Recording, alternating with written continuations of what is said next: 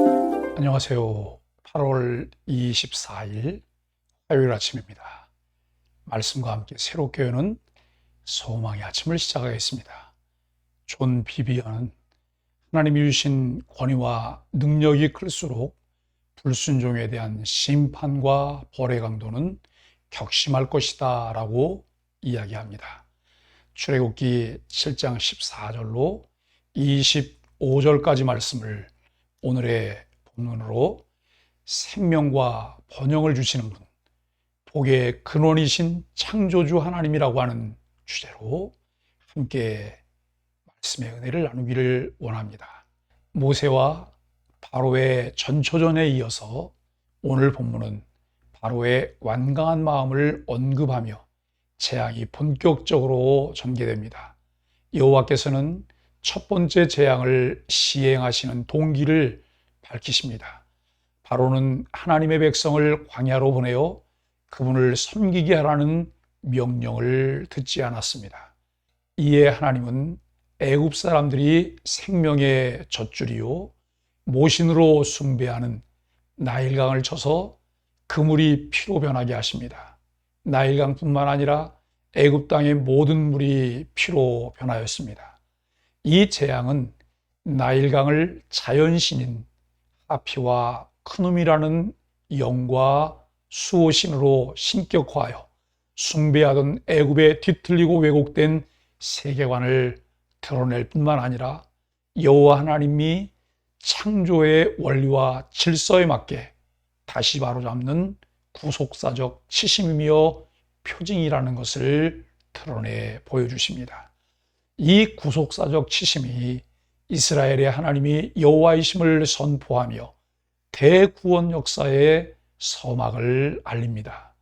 애굽의 바로와 그의 신민들이 여호와 하나님이 세우신 창조의 원리와 질서를 부인하는 왜곡이 있는 한 창조의 완전함과 평화가 산산이 부서져 그들 머리 위에 쏟아져 내리는 역창조가 계속 진행됩니다.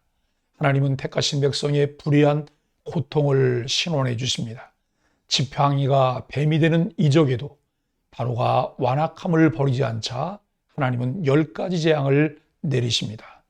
오늘 본문 바로 직전인 13절에 바로의 마음이 완악하여 그들의 말을 듣지 않는 것을 언급하였습니다.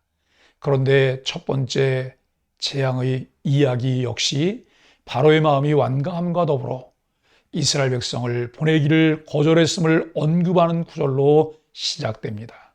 14절에 완강하다는 말은 무겁고 견고하다는 의미를 담고 있고 중량감이 있는 상태를 가리키며 지각과 관련해서는 무디고 둔해서 깨닫지 못하는 것을 가리킵니다.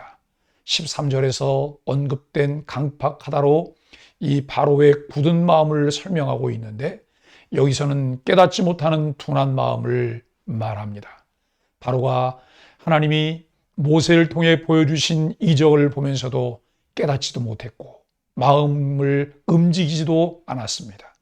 하나님이 주시는 은혜를 힘입지 않으면 아무리 큰 이적을 보고 하나님께서 직접 말씀하셔도 바르게 반응하며 믿음으로 받아들일 수 없습니다. 애굽의 바로에게 10재앙을 시작하며 첫 번째가 피재앙이라는 점은 이런 의미가 있습니다. 첫째, 하나님의 부르심을 거부하며 머뭇거리던 모세에게 확신을 주시고자 하나님이 행하신 표징 중 하나입니다. 모세를 부르신 하나님은 그에게 맡기신 임무를 성공으로 이끄실 수 있는 분입니다. 둘째, 히브리 남자 아이들을 나일강에 던져 이스라엘을 멸망시키려 한 바로의 악행에 대한 하나님의 징계입니다. 셋째, 나일강을 통해 애굽 백성을 치신 것은 홍해에서 애굽 군대를 치신 일과 연결됩니다. 하나님은 택하신 백성을 위해 보복하시며 갚아주시고 구원하시는 분이십니다.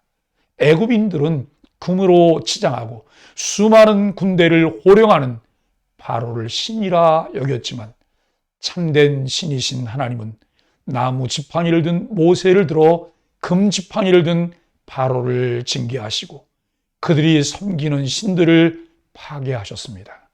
사람들은 금지팡이를 든 바로와 같은 대상을 추종합니다. 그러나 하나님의 백성인 성도들은 참된 권세를 지니신 하나님만 믿고 따라야 합니다. 10재앙 중 첫 번째가 피재앙이라는 점은 어떤 의미가 있을까요? 불의한 고난에서 보복하시고 구원하시는 주님께 내가 의뢰해야 할 일은 무엇이 있을까요? 죽음을 생명으로 바꾸는 것이 진정한 능력입니다. 모세와 아론이 하나님의 명령대로 하자 나일 강물이 피로 변합니다. 애굽의 요술사들도 이 이적을 따라하지만 이는 자신들의 무능함을 드러낼 뿐입니다.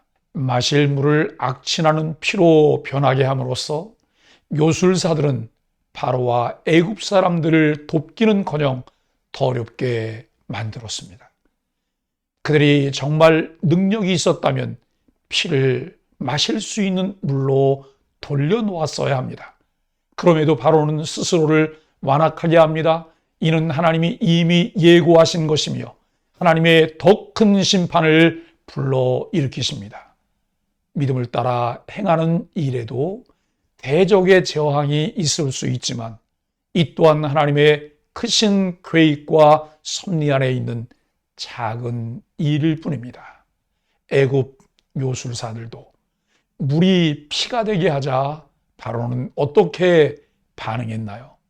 내가 겪는 대적의 저항이 하나님의 크신 계획 안에서 어떤 역할을 하게 되나요?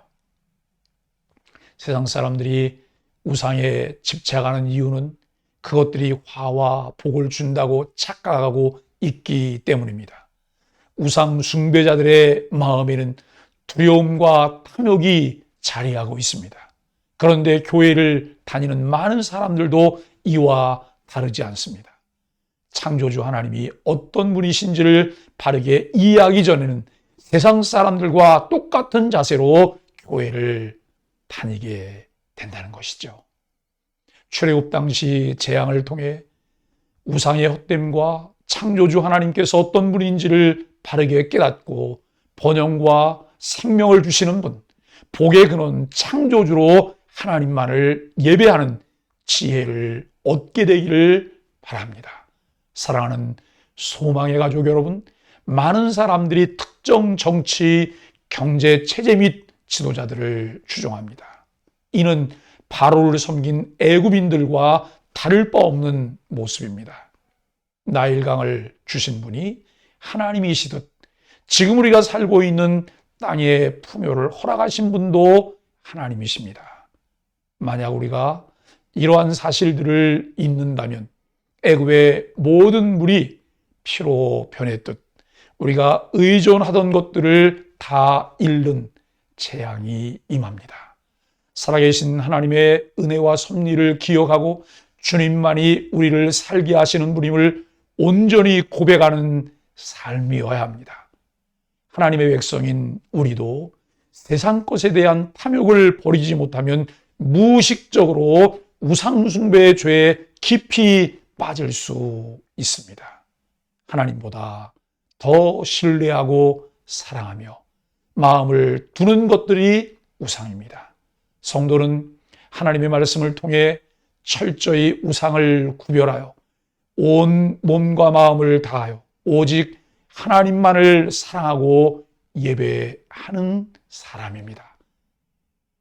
생명과 번영을 주시는 분, 복의 근원이신 창조주 하나님을 바로 알아가며 찬양하는 소망의 가족들이 되기를 예수 그리스도의 이름으로 간절히 축복합니다. 함께 기도하겠습니다. 하나님의 기적을 흉내내는 이들을 보며 완악해진 바로의 모습에서 우리의 교만을 발견하고 회개합니다.